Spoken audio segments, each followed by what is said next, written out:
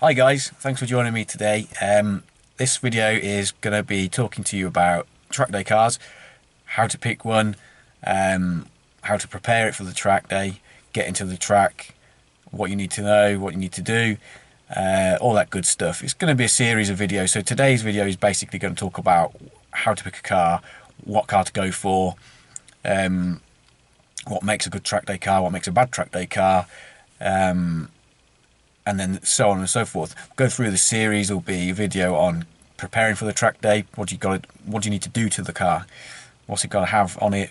Should it be this, that, and the other? What are you going to do to it to make it get around that track and not blow up or cause you hassles when you're hassle-free track day?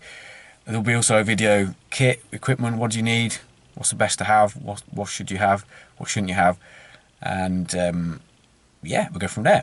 So, what car did we pick?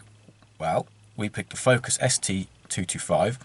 It's a 2006 model, so it's a pre-facelift, so it's quite a bit cheaper than the facelift models. And in the case of this, we just want a track day car, so it doesn't really matter too much cosmetic-wise. It's got to be mechanically sound.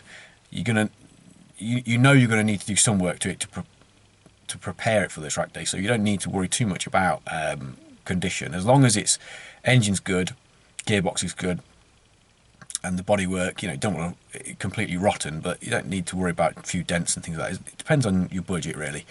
In this case, we had a budget in mind, mid 2000, 2500, somewhere around that mark.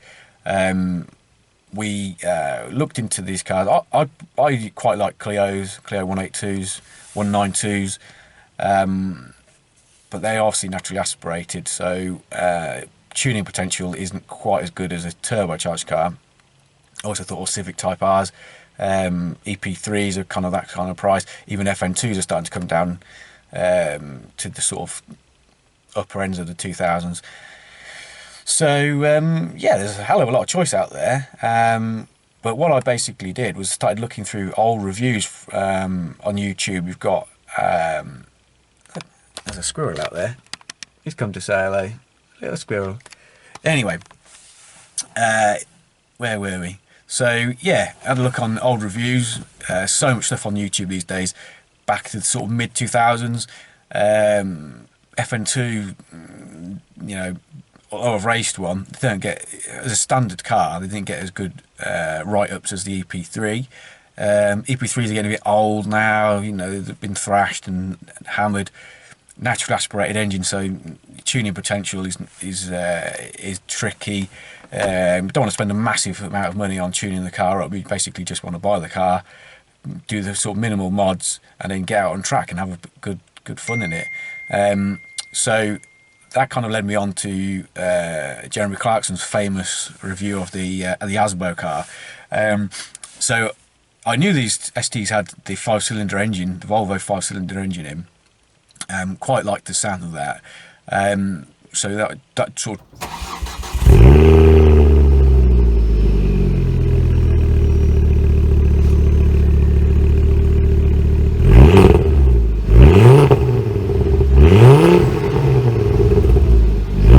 drew me to one. Obviously the reviews that the ST got, they were all raving reviews, so that was kind of it. We kind of set our heart on it. We thought Clio, I thought Clios, Megans,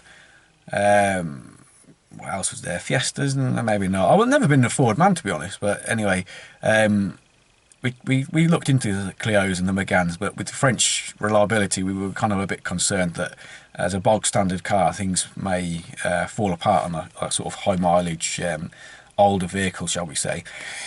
So that's where we settled onto the Focus. So we had a quick look on local pages, Facebook Marketplace, eBay.